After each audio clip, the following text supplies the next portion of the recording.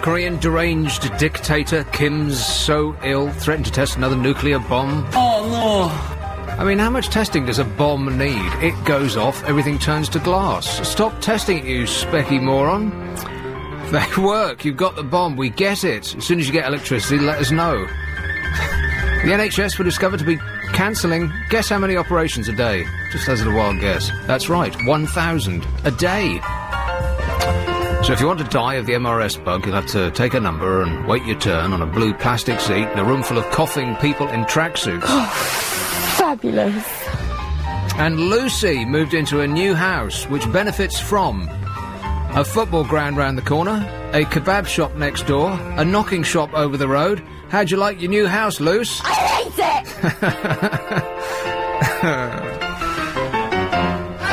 So how do you like your new house? Actually, I am starting to like it more and more. Really? Yeah, well, I think as I do more decorating, it looks a bit better. More decorating? Yeah. Well, I did my home-based shop yesterday. Oh, right. 10% day. Well, for those of you who weren't here on Thursday, how is Clive, by the way? I haven't spoken to him since. Oh, but that's nice. He's hoping Checking to be... up on him, were you? He's hoping to be back on Monday. But keep your diary free, just in case. Righto. So on Thursday, you gave us an update, and you moved into your house, like about 10 seconds beforehand, and already you'd washed the entire house from top to bottom. You'd spied on your neighbours. And started painting. Yeah. It would take me 3 years to do that sort of stuff. Do you like to just settle in it first for a while? I just like to sit. Yeah, but would you buy a place already done up? No. Well, it depends. Okay, but if it's not to your taste, then you would need to do it fairly quickly, wouldn't you? Well, I bought the first place I bought was we bought it from a couple of old doctors, and I do mean old, and they had last decorated, and I can almost remember to the exact date because the decorator had signed his work underneath the wallpaper, which was all Hessian. Every vertical surface in the entire flat was brown Hessian. You know what that's like? It's like someone has taken a wheat field and stapled it to the wall. It is awful. And it doesn't come off. You actually need a blowtorch. Your dynamite you'd need to take that stuff off. And it was on everything. Wardrobe doors, walls, everything. Ceilings? They stopped just before the ceilings. Over the windows? Well, not quite, but they did have sort of 3 layers of curtains over the window. It was on the top floor of the building, but it felt like you were in a cellar because it was so dark. So the first thing that we had to do was get everything off all of the surfaces, which left us with, bare plaster, which had been filled before and it just looked pretty awful. Yeah. And that's the way it stayed for 3 years. Oh, no. 3 years? Yeah. Didn't it drive you mad? No, I just...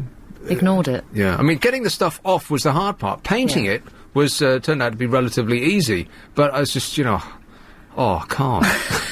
How did you get it off? Did you have to, those... steam it? Yeah, they're like an industrial-sized steamer. Well, we're going to have to get one of those. Which transmitted enough water to the walls to virtually bring the whole building down to get that stuff off. It was a nightmare.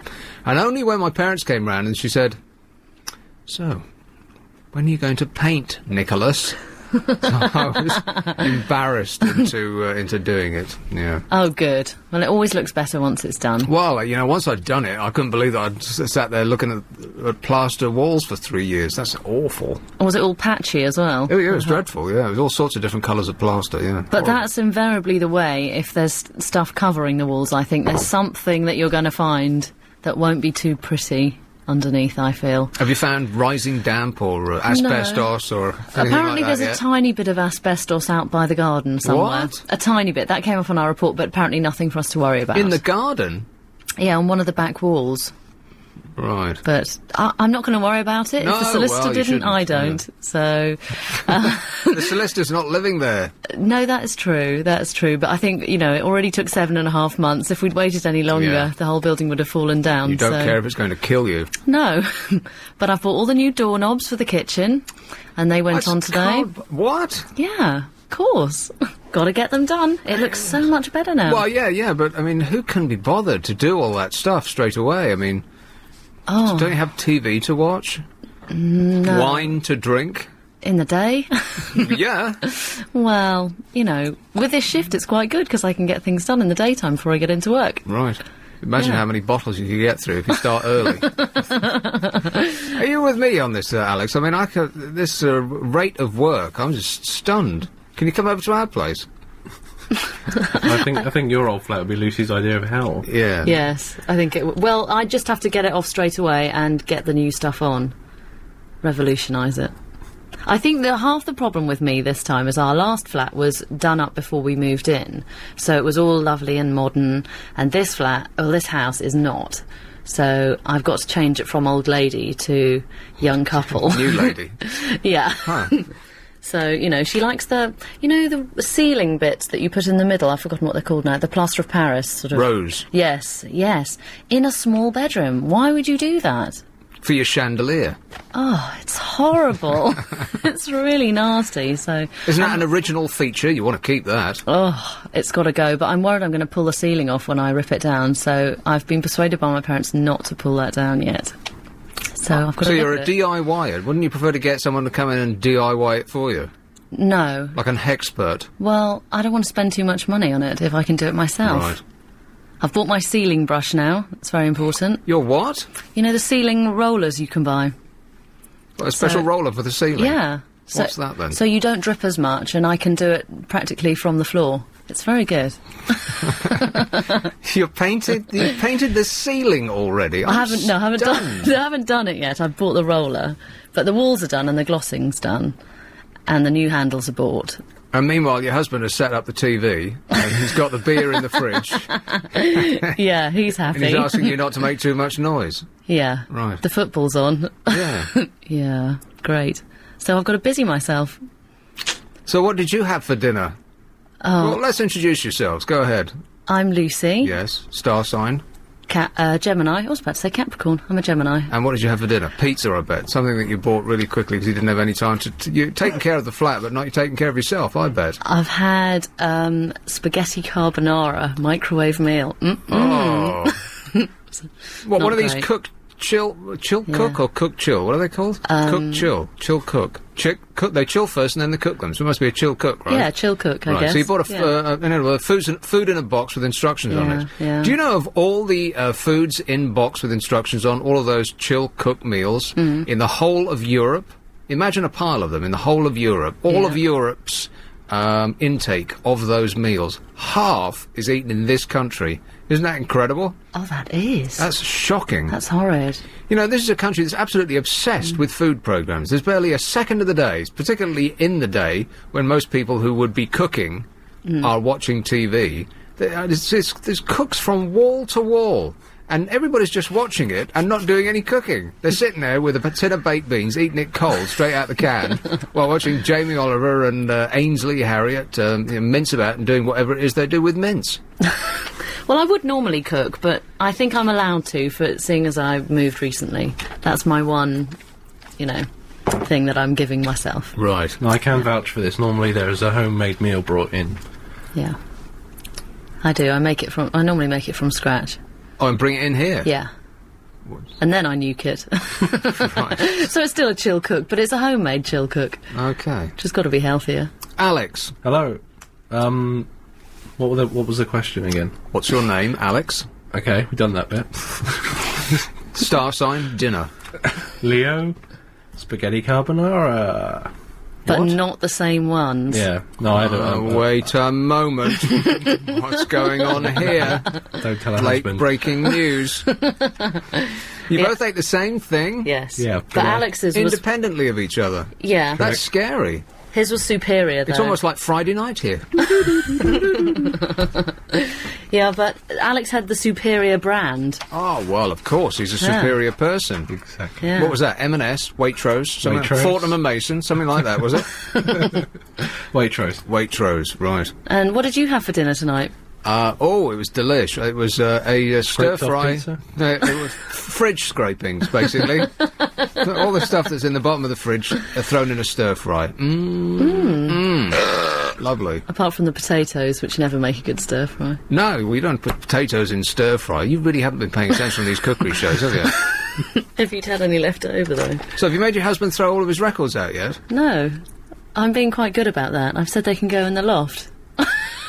That's fair enough, isn't it? And a box of CDs. Where they'll gently warp. I over actually want the time. CDs to be sold as well. But I'm told that we can't do that until he's found the hard drive for our computer. It'll be in the computer? No, we've got an extra one. And then, when we've got that, I'm allowed to sell the CDs.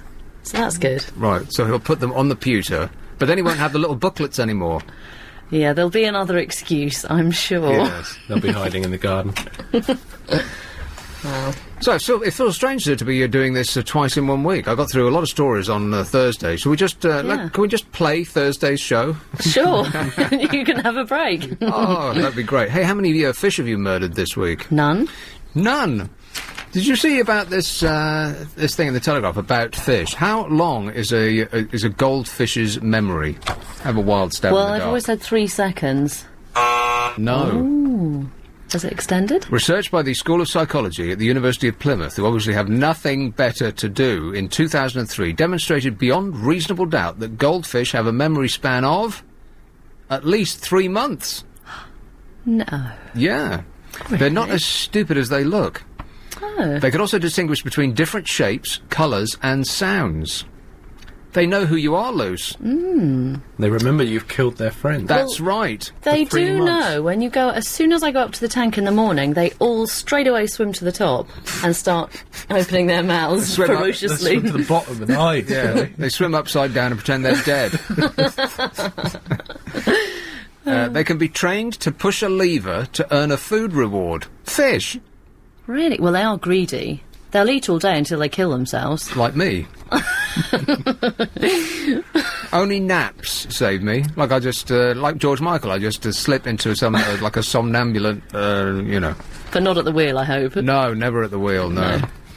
I said on Thursday, I think it was Thursday, that I read in one of these scurrilous gossip columns what it is that might be happening there. Because I don't think it's the marijuana that's doing it, you know? Yeah. Hey, George. When it's hot. Ooh, Psychedelic. That was, yeah. that's too much pot smoked, surely. It must be something Something else. Yes. Anyway, back to the fish. When the lever was fixed to work only for an hour a day, this is the fish where they get a food reward. Yeah. And they fixed it so that it would only work. They'd only get a reward for 1 hour a day, and if the fish pressed it any other time of the day, nothing would happen. They only pressed it at the correct time. Gosh, This is getting a bit scary, isn't it? that is They're like good, isn't it? Pavlov's Goldfish fish. and goldfish don't swim into the side of the bowl, not because they can see the bowl, but because they can sense it with the pressure sensing system. This is a bit worrying, though, isn't it? It is a little bit, yeah, because you think that these are completely docile, Yeah. moronic creatures who have got no idea where they are or what they're doing. Yeah. But actually, they could be, secretly ganging up on And you. that makes me feel bad then Yeah. when we eat them. Because, You eat them. well, not the goldfish, but fish generally, if they're that stupid. Yeah. You know, they're obviously not that stupid, so then I have a bit more feeling for the poor fish. Right. There's hardly any cod left, did you know that? Yes, I did, yeah. So you go to the supermarket and you think, well, I better not buy cod. What can I buy? And you think, well, haddock. Because that's the only other option there. But Whiting. there is no haddock anymore either. And so you've got to go and there's nothing else there, especially if you buy it frozen. There's only cod or haddock. That's the only choice that they give you. And then if you go to the fish and chip shop and you're having cod and chips, how come they've got all the cod? Shouldn't it be costing us an absolute fortune every time we go to the fish Yeah, and that's a chip good shop? point. I don't know. Are they conning us with whiting? What's whiting? You know, that cheap fish you can buy. Well, I mean, cod doesn't taste of anything. I mean, how bad could it be? Whiting is sort of flakier and it's not as sort of meaty as cod. So then, in order to protect the environment, you start picking up something called hoki, and then you take it home, you read the label, and you find it's come from New Zealand.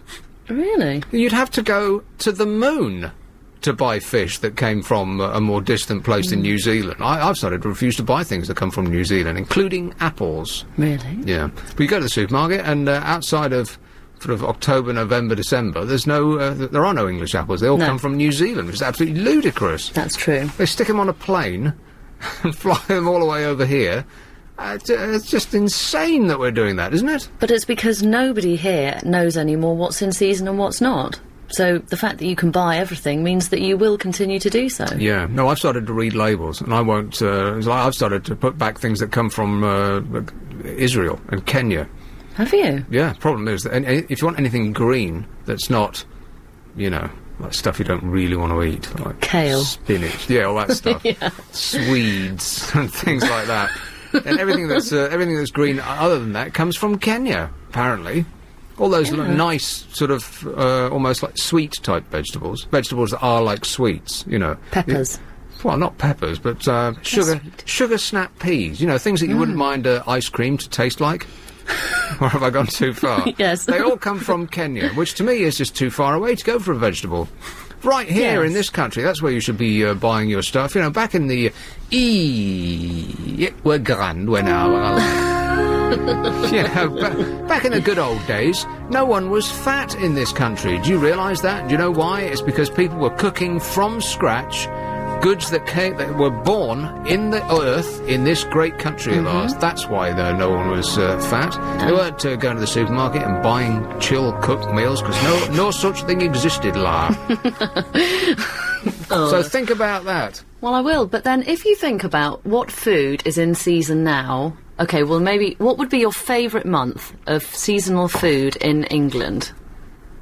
I don't know anything about seasonal food. I picked up a booklet about it in the Guardian today, and I haven't memorised it yet. So can you ask me that next week? I'll ask you that next week. And also, even though you think the Observer's really boring, it does have a very good Food Monthly to look out for, and that will tell you all the foods that's in and that's out. Right. It's very useful. And everyone will read it and then promptly go out and buy chill cooked meals of Indian and Chinese food. Like me, yeah. Read the instructions and nuke them. Yeah. That's what we're like. This is Great Britain. The Weekend on LB. Nick Abbott. How may I help you? How may I help you? Where is she? Louise. Hi, Nick. Always you. I'm in Barnsley. You're in Barnsley. I know you are. Yeah. You're the babe from Barnsley. You're a hit on the internet, apparently. Am I? Apparently. Really? Oh, the boys love you. Oh, thanks. So what's up, Louise? They can't understand you, but they do love you. Oh, that's nice. How are you? I'm all right. Good. What Lucy was saying about having to decorate everything. When I went away, I was staying in a flat and it was really manky, and I actually spent most of my first day there cleaning it up. It was disgusting. There were dishes everywhere, and the sink was filthy and the bath was filthy, so I just spent all that day cleaning it up. Well, you bought this place? No, I was away for a while and I was staying in a flat with people, but they were like animals. So you weren't actually paying rent or anything, you were just a guest of theirs, and the first thing that you did was to insult them enough to let you clean their flat. It was horrible. They actually thanked me afterwards for it, so they must have known it was pretty bad. I did that myself once. I went to stay with somebody for a couple of days over in Spain, and the windows were so dirty you couldn't actually, light would not penetrate, and they were French windows that went out onto a balcony, and it was just... I just couldn't believe it. Like, my jaw was on the floor because the view was relatively nice out there, and it was as though... I mean, windows aren't that difficult to clean, are they? Especially if they're large. I mean, if they're those little tiny leaded windows, then they're a nightmare because you keep bashing your hand on the side of the, on the window edge.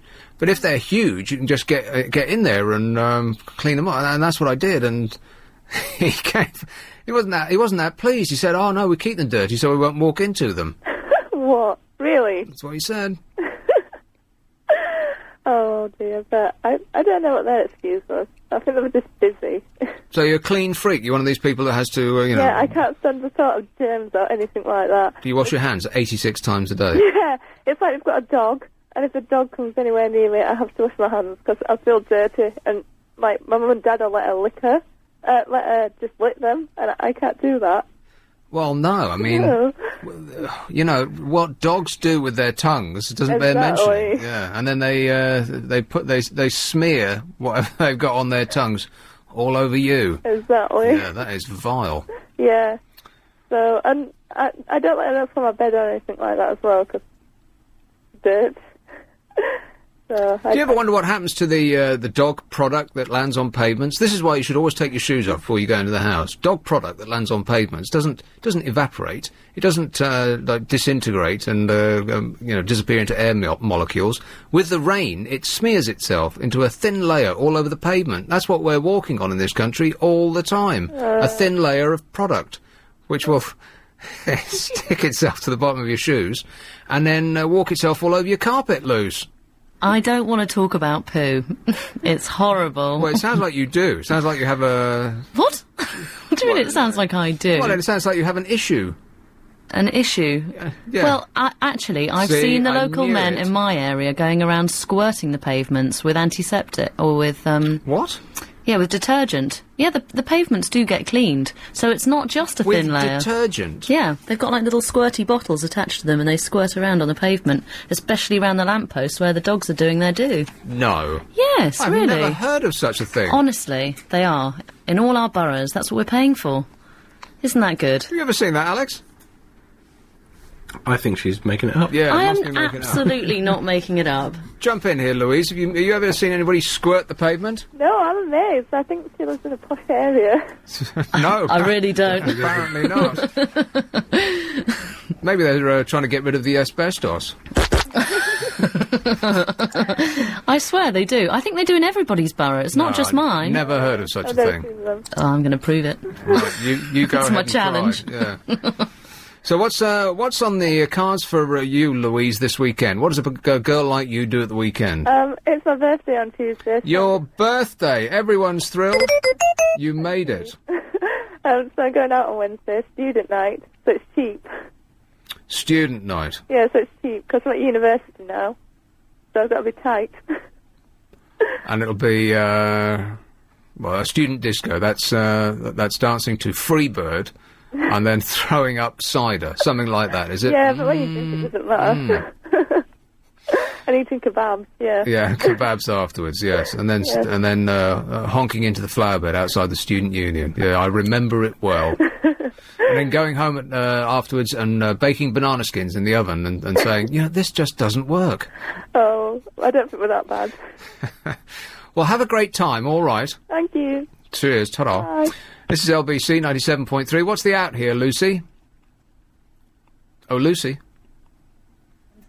What's the out? 28.45. It's 28.45, sorry. Right, what have you found?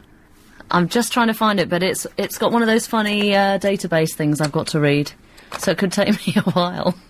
Well, let's just assume that you've lost your mind and that no such thing exists, all right. All right. Squirting the pavement. Can you stop making me sound insane? Well, it I'm just not sounds- imagining it. Right. I swear, other people must have seen these men walking around. Well, just on their own. Well, they have like. It's like either on a backpack or it's like a bottle. I've got Right. to stop talking. Yes, we both do. No one understood Yakult when we first... Listening, dear, you can talk to me. Veteran entertainer Des Connor is being lined up as the next countdown host. It emerged yesterday. Well, he was the one that we didn't think of when we were discussing this, when it first came to be known that, what's his name? The old twinkly geezer with the grey hair and the moustache. What's his name? Oh, how soon you forget. Des Lynam. Yeah. Des Lynam. Oh, they're swapping a Des for a Des. And the headline in The Sun was Des Res for Des O'Connor. And I don't get it. Am I just being stupid? I don't get it. I don't know. I don't Des Res. I mean, in desirable residence. Residing. Des Res. But- All three of us don't get it. No. It's not, Ah. it's not terribly obvious. Well, it's not obvious or funny or anything. Have we missed? Are we missing something? Des Res. I mean, you think that's? I mean, this is not University Challenge, is it? Although it's becoming that way. It's countdown. It's not supposed to be difficult, nor is it. It's not the New Statesman. This is the Sun. I mean, no offence to people who write the Sun, but the audience is supposed to be able to get stuff easily. I don't get it. Des Res. It's probably the only time I've not got a headline in the Sun. Because it's supposed to be funny, right? Des Res. Yeah. And it's snappy and it goes off the tongue and it's similar to something that Yeah, is is in it common resigns? usage. I've got Des Res... No, because that's not the story. It's Des O'Connor to follow Des Lynam as countdown host. Des Res, it said. I don't get it. Oh, yeah, no, that doesn't... No. Makes sense.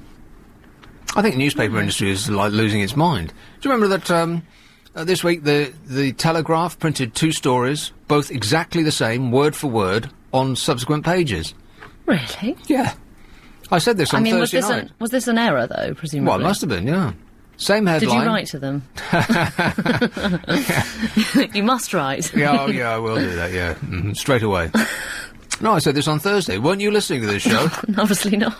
Veteran entertainer Des O'Connor is being lined up as the next countdown host, it has emerged. Guess how old he is? That's right, 74. You know, he's going to be the oldest, he's the only host on TV who's actually older than the audience who's watching. This is going to be the new theme tune. And there's a picture of him there, and he looks thrilled beyond measure. He actually looks like a ventriloquist dummy, as though Carol Vorderman has got her hand sticking up his back and is working his mouth. He looks completely made of plastic, does Des. Oh, dear. The 74-year-old beat a host of star names as producer's favourite to replace the current Des, Smoothie Lynam. O'Connor is due to make a screen test next week, and if it all goes well, he is to record his first shows for Channel 4 later this year. I think that's probably a good choice, although I was angling for not that I like this show, I can't stand it, it's that tune that just drives me away from it. Plus I can't do any of the things that my brain just doesn't work that way. Conundrums and... They're very hard. And those adding and subtracting games. I just can't do them. It's lucky Carol's there, eh? I mean, I look at them and I just think, above all else, I don't care. If you could do it, would you like the show? Well, I suppose so, yeah, because, any quiz normally has some sort of element of, joiny-inny from the audience. Apart from the Noel Tidybeard's show, which doesn't have any kind of joiny-inny of any description. It's the stupidest show on TV. I don't get it. Countdown just seems really smug to me. I can't... Yeah. It's got an overriding blanket of smugness. Right. Perhaps that's why they didn't choose Stephen Fry, because that would have sent the smug quotient through the roof. Scale. Yeah.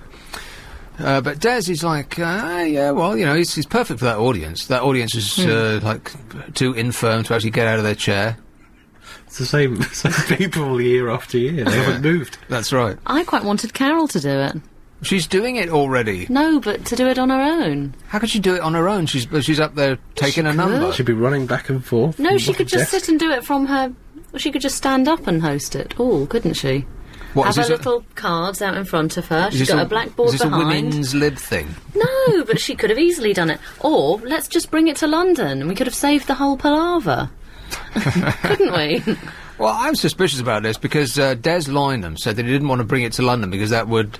it would but be, that's initially what frustrated him, wasn't it? Well, yeah. Well, apparently that's the reason why he's leaving. Yeah. Because he can't be asked to go to Leeds like once a week or once a month or however long it is. Because they don't do one of these a day. They record a bunch of these every day. And so, you could knock off probably 5 in a day. It's only a half-hour show, isn't it? Do they change outfits for each show? They probably do, yeah. Gosh, that must change be really ties, strange. Yeah. have the audience get up and move about a bit. So they'll get DVT. Yeah. Or piles. Yeah, that's right, yeah.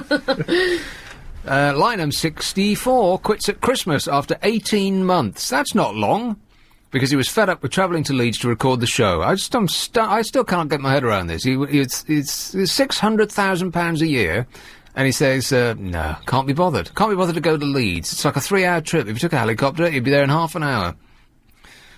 Des O'Connor is, it says in The Stun, unlikely to land the same £600,000 salary as the ex-grandstand host Lynam. Oh, I think he'd probably get more, wouldn't he? Des is bigger than, the other Des. O'Connor is bigger than Lynam, surely. Des O'Connor, he's... what does he actually do, by the way? I mean, he's one of these people that you don't know what he does anymore. Like Bruce Forsyth. Is he like Bruce Forsyth, one of these people that does everything? I think so, just light entertainment. Right. Because he used to sing? Did he used to dance and do everything? Probably. Yeah. An insider said, we looked long and hard for someone who could match Des Lynam's cool delivery and swarthy charm, and Des O'Connor was the clear choice. We're taking him up north. Is that a euphemism? Oop north. We're taking him up north next week to make sure he's comfortable doing the show, but we doubt he'll have any problems. Stephen Fry was considered. Alan Titchmarsh. Oh, no. What, the gardener? no. You know, I've started to... as I go around, when I say, oh, no, in my mind now, I'm going... Oh, no. So are we. I do it all day long we do now. that to each other now. I mean, for years, because I've been using the, Carol McGiffin's sound effects, the McGiffinator, and whenever I say yeah, I'm thinking... Yeah. And I've been doing that for years now. It just sort of gets in your mind and you can't take it out again, can you? Alan Titchmarsh. Well, he is actually a proper gardener. We went to the Royal Horticultural Society. He's not only irritating, he actually knows what he's talking about, right? Oh. Giles Brandreth. Oh, a sharp intake of breath all round. Mr. Jumpers. Doesn't he quite often come on the, what was it, like the Yes. dictionary team? Dictionary corner or whatever, yeah. Giles Brandreth. I suppose there's something, is there something charming about him? No. No. You're being very harsh, Alex. Just speak the truth. Right, okay. Alex would like a nice, buxom lady, probably, presenting. He's got one, Carol Vorderman. She's too brainy for me. Well, that is an awful bloke thing to say. It's true. Michael Aspel was... I think Michael Aspel would have been excellent, don't you? I think probably better than Des. Des would be better doing something that's more all-round, wouldn't he? Like that chat show with that woman, whatever her name is. Mel. Des and Mel. Was it Des and Mel? Yes. That was right up his street. Perfect for him. Because there's a bloke in the States who does just that very sort of thing, who does everything. He does the Millionaire Show and every sort of general any show that requires a general presenter. That guy gets. And Des is our British version of I can't remember what the guy's name in America is. It's completely irrelevant and not important. But Des could be the king of television. I know the one you mean, because the Des and Mel show is a complete copy of that American show. That's right. An old twinkly geezer and a young buxom bird. Type. Yes. But, if it works, it works. No, it would never be the other way around. Just like on news programmes when they have... What? You'd never have a young buxom bloke. Yeah. You see, we're laughing at the very thought of it, which is shocking. Even Lucy, an arch-feminist... He's laughing at that. Oh, Awful. let's try and think of who we could put it the other way round. Oh. Well, I mean, there's just no end. Ant or Deck, they'd do. Yeah, and who'd be the old lady? Well, that's the thing is there aren't many old Edwina ladies Curry. on... Well, she's not... She's a She's not politician. old. No, she's Yeah. not on TV. Not known for her telly. How about Esther Ransom? Janet Street Porter. Well, Esther's back on doing stuff, isn't she, at the moment? Well, good for her. Yeah. I'm not particularly interested in watching any of it, but, great. No offence to Esther and all. No. But, after that That's Life debacle in the 70s, I didn't want to watch that when that was on. I certainly don't want to be reminded of it now. Giles Brandreth, he had something to do with that as well, didn't he? Why are you laughing? Am I making a faux pas? She works for us, doesn't she? Oh, no. No, she doesn't. No, she doesn't. Right. Well, what then? She owns the station. Oh, so I've made an error, haven't nothing. I? What is it? I think Lucy just got a very vivid imagination. Oh, right. Yeah. Anyway, and then Michael Aspel, have we done with him? Oh, no. No, you like Michael There's no Aspel. old women in television. There aren't any. And the news programmes are just as guilty of this as any other programme. They'll have a guy with grey hair and some bird who looks like she's... And you see, that's a very offensive thing to say. That is. Yes, but... Where did that come from? But this is what... this is the impression that you get. There's the solid bloke with believability and gravitas, and then the dolly bird who looks like she's going out to a club. Who's There's some... Huh? The BBC newsreader she's quite... Fiona Bruce? No, she's- the other one, the blonde-haired one, who always looks like she's either coming from or going to like a hot night on the town. I mean, she's dripping in diamonds. Which and one is this? Way too much makeup. I think she just got promoted to BBC 6 o'clock news or one of those. Oh. It just looks completely weird because you want your news from someone who doesn't look glamorous, because this is not a glamorous job. It's they're telling us about the recent stabbings in your area. You shouldn't look like you're about to stroll up the red carpet. Do you know But what I the mean? American newsreaders look extremely Well, they're just know, plastic. Barbie dolls come to life, yes. It's just yeah, flat they just out don't silly. look real.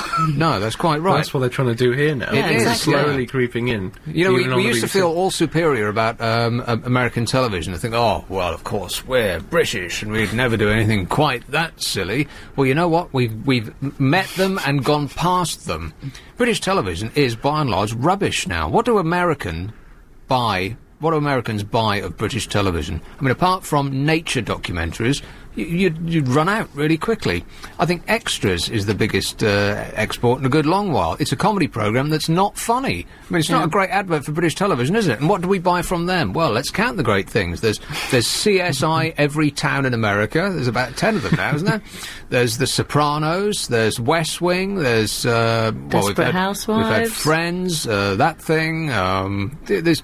You could Lost, even though nothing. Has anything ever happened in Lost? I gave up. I don't really bother with it. Before the last episode of the first series, because I thought, if I watched the last cliffhanging episode, like America did, and it came back and they had, 186 million people watch the first episode of the second series because the cliffhanger was so exciting, I thought, I've watched it all this time, and you watch a series, of an American programme, and it's 24 episodes, isn't it? It's half a year.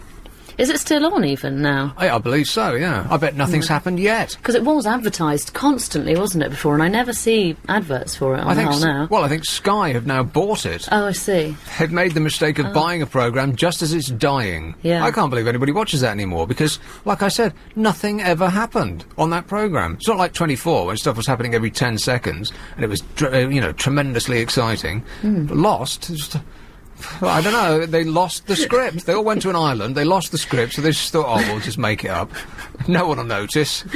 I thought the whole point was the plane had, crashed, and then the last time I switched on, they were all kind of in this high-tech bunker. Oh, well, don't tell us. Well, no, I don't think I'm ruining it for anyone. I think that was long gone now. But I thought, that really defeats the whole point of a plane crash, doesn't it? And wouldn't the food have run out by now? Yeah, you would think so. And the fat bloke would have got considerably slimmer, you'd think. And the women still look okay, like they've got their makeup all right. Clothes How did pressed, that happen? I've got no idea. I mean, Maybe they're newsreaders. Maybe. This is LBC. People of Britain, we urge you to challenge... Mind telling me what this is all about? Hello, Joanne. You're in Kensington. How posh is that? Well, I wasn't going to speak to you. I was just going to put a message through about Des Res. I thought it might be Des Resumes. Or is that stupid? Well, it's not stupid. I think it's a little too smart.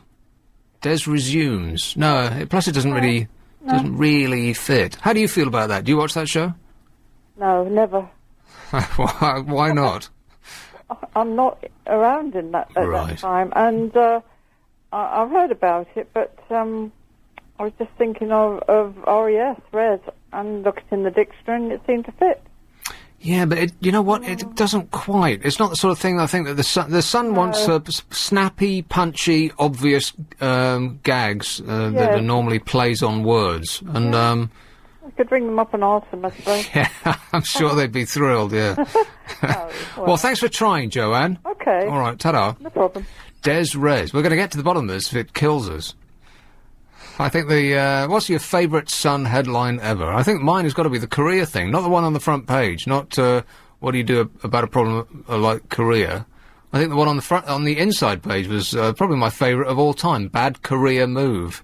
I mean, that's hilarious. When they set off the bomb. Absolute genius. Let's have Aid, who can't get laid. Can get laid. Oh, I'm sorry, you've changed your status. Yeah. Well, allegedly, yeah. Yeah, after you bought that souped-up, drop-top sports car. How's that going, by the way? Yeah, fine at the minute. I mean, it's, it's getting the time of year where you can't put the top down, but... Well, there is no time. We've been over this already. There is no time during the year in this country when you can have the top down, because in the summer the sun will boil your brain, and in the winter you'll freeze your parts off. So there's maybe an afternoon where it's cloudy yet warm in maybe September, and that's it. It's a tremendous investment. You did very well. Yeah, this Des Res thing. I think is it something to do with the singer Des Ray? Des Ray. Des Res. That's how. But I don't know what the connection would be with Des O'Connor and that. No, it just doesn't make any sense. It just unless I'm missing something, unless somebody else can come up with something that I've missed. But how could you miss it? It was in sort of 3-foot-high letters. They were obviously very pleased with it. And they printed it right there, they didn't hide it away. It was on page 3, and I don't get it. Is it something to do because it always looks tanned? Well, he does always look tan, but how would that fit? I don't know, resolution or... I don't know. No, it's how does he remain that tan, by the way? Because the Prime Minister is often looking almost as though he's... because, Des O'Connor, he must not only does he get radiation from the sun, or sunbeds, or whatever it might be, but he must, if you're that brown, you must also radiate. Have you heard what Peter Andre's tip is? Oh, no. you put Coca-Cola all over your body. Oh. What? Yeah, he does. He puts Coca-Cola on his body and then he washes it off and it leaves him with a tan. Oh, that's just silly. Of course it doesn't. He does, I promise you. Diet or regular? Well, from the looks of him these days, regular, I think. Yeah. Anyway, Nick, have you ever tried watching... If you got a phone that's capable of watching telly on it? No. I just tried it out of curiosity the other day. I mean, because on my service you can get ITV1. And I thought, it's like they're charging 99p a day for doing it. But I thought, to hell with it, I'll just try it.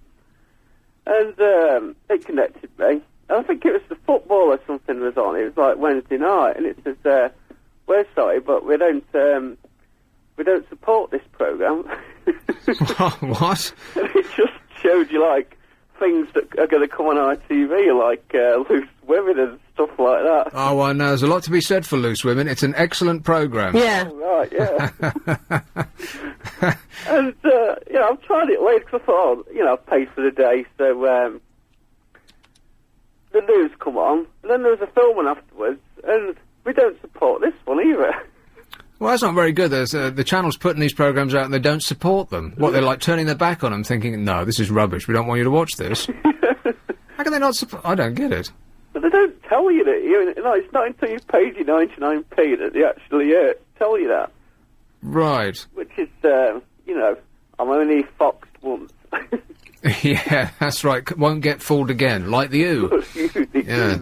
Yeah, I mean, it's funny, ITV1. Do you remember...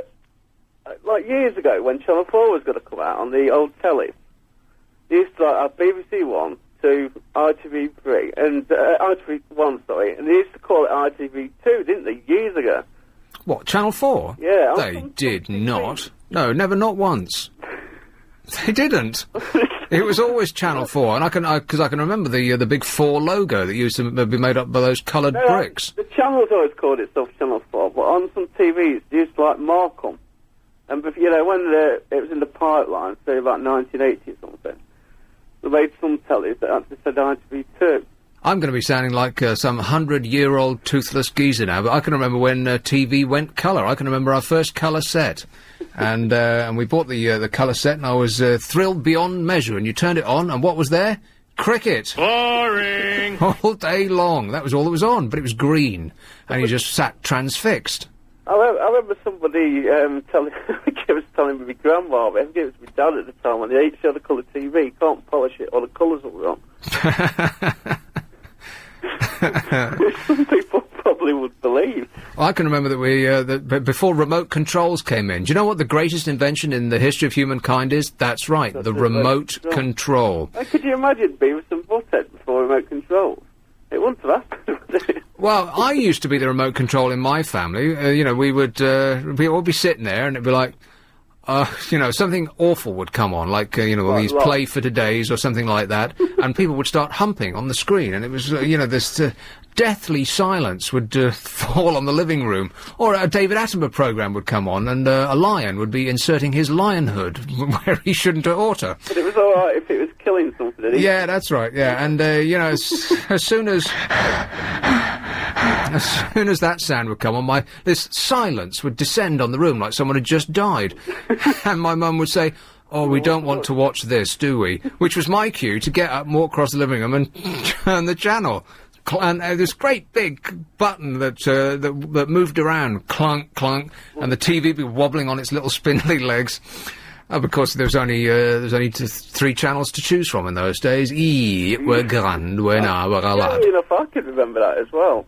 I mean, I do agree with you with this Lost. I mean, thank God it's gone to Sky. I mean, people are upset about it, though, apparently. I can't. No, see, they predicted that, or they said that there were going to be like 7 series or something like that. And as soon as I heard that, I thought, right, that's it. It's finished. Not in this household, no more. Yeah, it is that. It reminds me of the Delamitri song, "Nothing Ever Happens." Yeah. They could use that as the theme tune.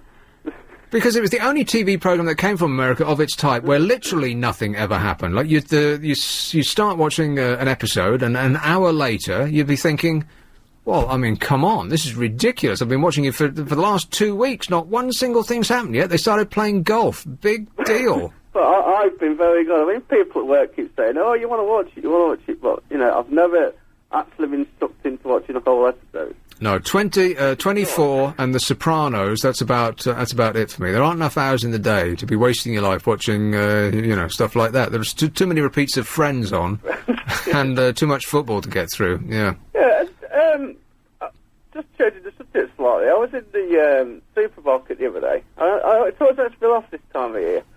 I found some mince pies. It's like some of the box, 8 traditional Christmas mince pies, and they all look like festive, and all Christmassy. It says right on the box, best before 21st of November. Best before 21st of November? Yeah. Christmas? Right. I always find that it's always makes me laugh. Well, you've got to have a laugh, ain't you? All right, well, happy eating, Aid. Oh, yeah. Cheers, mate. Box of mince pies and... I didn't get any of that last sentence. You kind of, it's almost as though you, like a car, which sort of runs down, like that. Indeed, by the way... Enunciate clearly, boy. Right. Yeah, but by the way, before we go, your car, it is a petrol car, ain't it? No, steam-driven. It's not diesel. No, it isn't, no. Thank God for that, because people with diesel cars, they're sort of going on my nerves a bit. Right, okay, without wanting to offend anybody, particularly the Green lobby, well done, mate. All right, but I've got to go. Cheers. Okay, bye-bye. Ta-da, this is LBC. If you could create your own world... Well, let's get back to it. Finishing this story about Des O'Connor, an hour goes by and we don't finish one story on this show because we're too busy dealing with the issues. Landing the countdown job will thrill Des O'Connor, says The Stun, whose ITV Tea Time show, Today with Des and Mel, was axed earlier this year. Really? It didn't work. I'm amazed by that because I thought that would be like a marriage made in heaven. Some twinkly old geezer and a dolly bird. Who was Mel, by the way? Melanie Sykes. Yeah, who's that? She was in I think it was the Bollinger ad, wasn't she? No, I knew you were going to say that. Some advert where, not Bollinger, it was for cider. Boddington, sorry, not Bollinger, what am I on? I often get Bollinger and Boddingtons mixed up. If anybody ever says a bottle of Bolly loose, you want to check what they mean. Oh, you'd be so upset, wouldn't you, if you got a can of bodies instead? Distraught, yeah. Imagine trying to offer that to the Queen. Sorry, yes, it was Boddington. So this is a woman who appeared in an advert. Yes, but she actually was quite funny in the advert, because, of course, she looked so beautiful, and at the end of it, I can't remember what her catchphrase was, but she said something at the end. You were that grand. Yeah, was it in an accent that, of course, you know, people were sort of shocked by? She was just reading a script, Luz.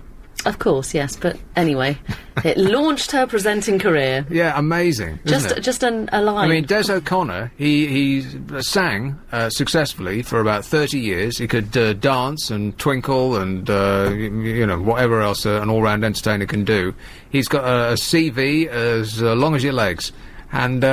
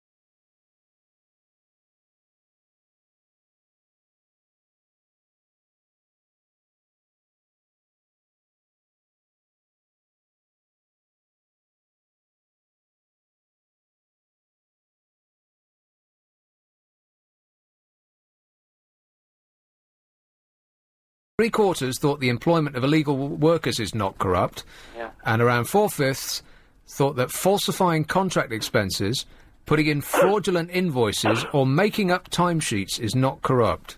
And the one thing that they didn't talk about are planners, how the builders deal with the planners, how they get planning permission from the councils to throw up this stuff. If you go along the River Thames, what you'll find is that every last inch of land has been taken over by executive flatlets, tiny little featureless boxes with no cupboards or any room to put furniture, which can only be inhabited by one person comfortably.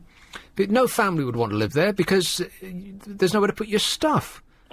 It's totally children unfriendly, and so what you get is companies buying them all and then renting them out. In other words, totally transient neighbourhoods.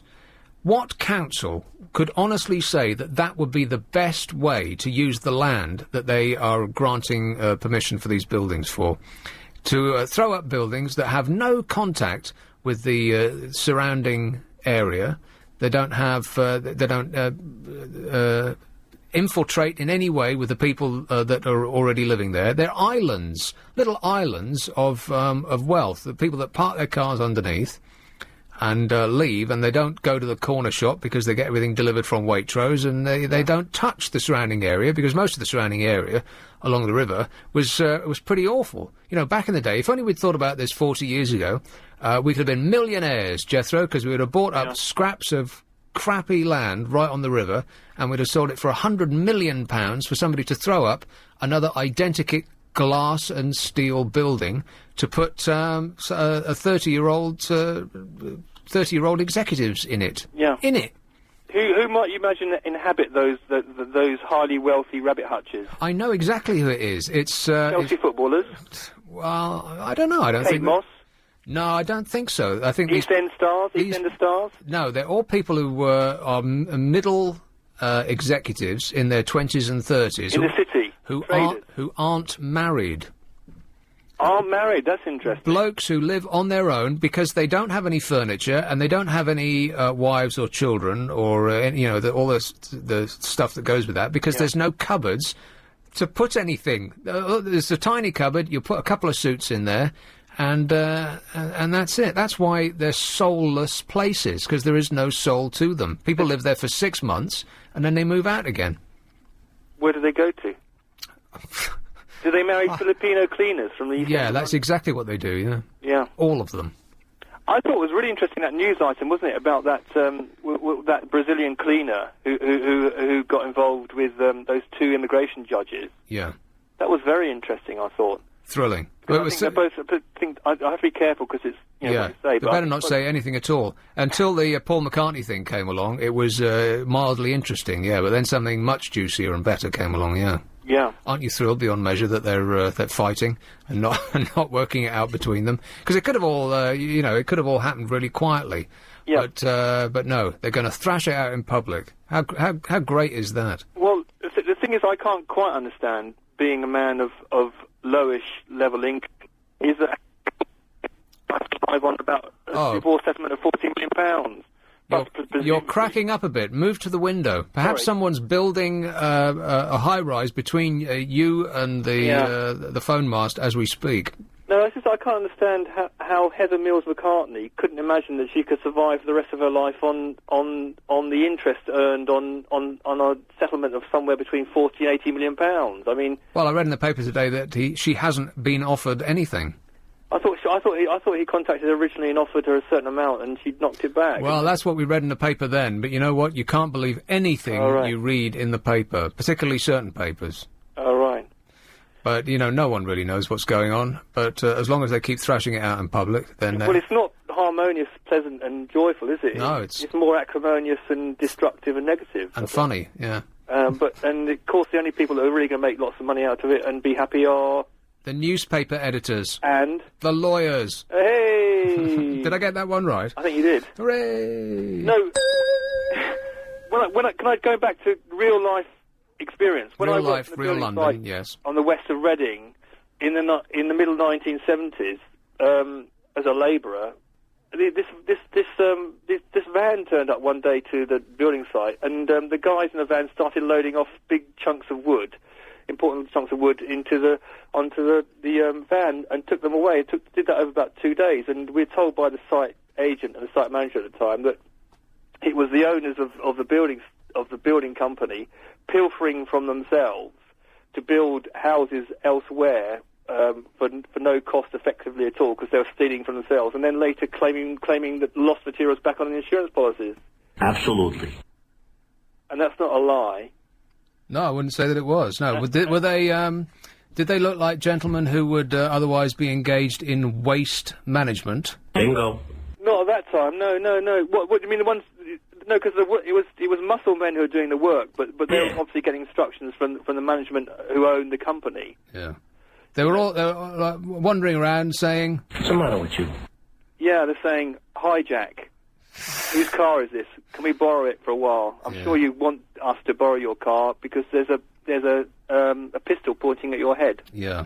Well, you know... it wasn't that bad, actually. As long as they keep paying the law, because going inside is, it's not in them. Guys today have no room for the penal experience. That was a long setup just to get the guy to say penal. Guys today have no room for the penal experience. But it is worrying, isn't it? I think you're on an absolutely true point. That the level of corruption that's acceptable is very, very worrying, because in the end, that cost is passed on to the end consumer. Us. Who happens to be Joe Public in the street, who's just struggling to get on the housing ladder at the bottom. Yeah, chumps like you and me, yeah. Chumps like you and me, exactly.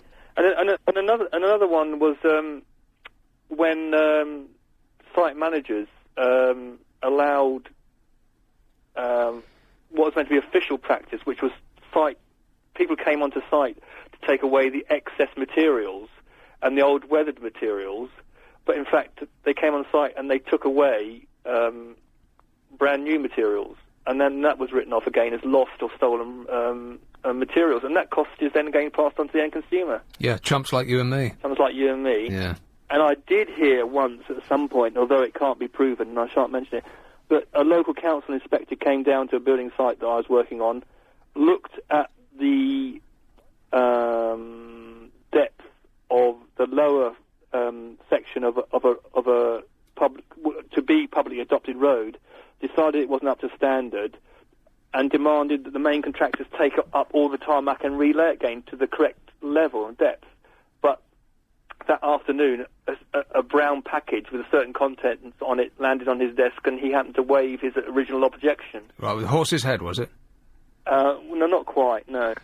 No, there wasn't a Frank Sinatra involved in it, singing away at the back. Well, that was my unsaid point, was that how is it that all of these buildings look exactly the same, don't contribute to their surroundings, or the or anything associated with the council that allowed them to build the buildings? How is it that they got permission from the planning departments? Now, if you're an ordinary chump, I can only like you or me...